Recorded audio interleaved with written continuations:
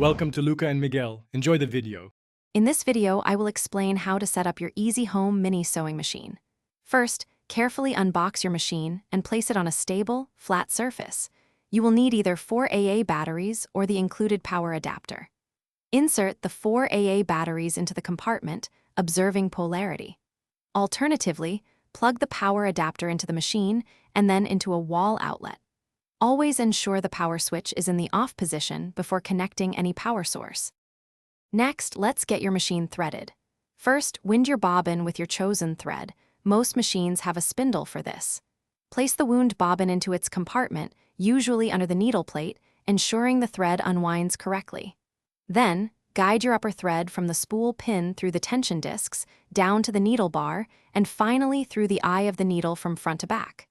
Leave about 6 inches of thread hanging. Now that your machine is threaded, let's prepare to sew.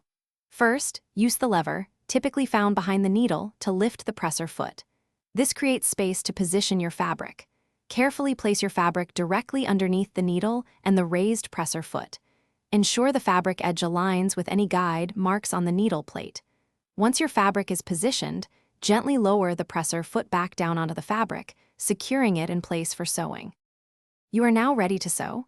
Turn the power switch to the on position. Most mini machines have a foot pedal or a speed control button.